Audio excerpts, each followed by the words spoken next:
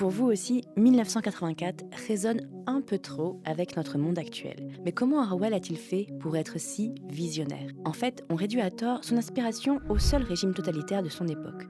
En réalité, pour écrire le monde dystopique de 1984, il n'a pas eu besoin d'imaginer ce monde, car c'est toute sa vie qui a été une source d'inspiration.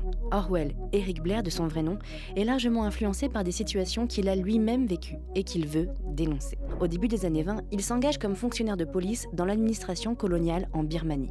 Toute sa vie, il est rongé par la culpabilité d'avoir été l'exécutant d'un système d'exploitation et d'oppression si violent. De retour en Europe, Blair connaît des années de misère, de vie prolétaire et de vagabondage entre Londres et Paris. De cette expérience, il tire un regard acéré sur les inégalités de classe et un ouvrage, en 1933, date à laquelle il prend le pseudonyme de George Orwell. Une troisième expérience influence son travail sur 1984. C'est son engagement dans la guerre civile espagnole.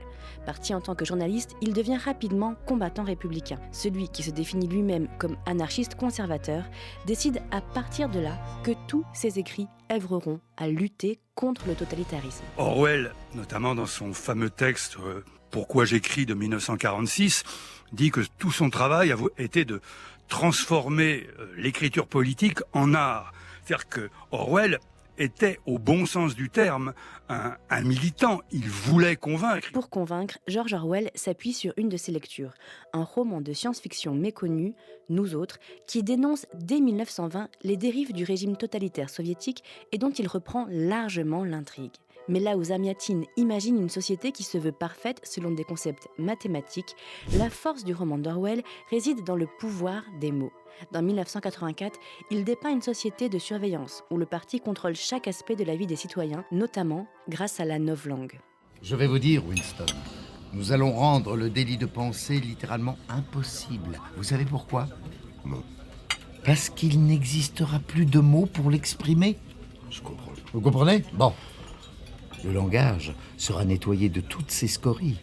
Les noms possèdent un ensemble de significations néfastes. Il convient de s'en débarrasser. En l'absence de vocables néfastes, pas de pensée néfaste. Conséquemment, pas d'actes néfastes. Pas d'hérésie, pas d'hérétique. Simple. Et le pouvoir de la langue fascine Orwell. Pour lui, le totalitarisme commence par notre propre résignation face à l'effondrement du langage, et donc de la vérité, comme il le démontre dans cet ouvrage très critique du gouvernement britannique. Car pendant la Seconde Guerre mondiale, il participe à l'effort de guerre au micro de la BBC. Les protocoles de la chaîne, la lourdeur administrative et l'autocensure seront des sources d'inspiration pour l'écriture de son dernier chef-d'œuvre. Orwell le pense dès 1943 et commence l'écriture en 1946, retiré dans sa ferme de l'île de Jura, alors qu'il est déjà atteint par la tuberculose.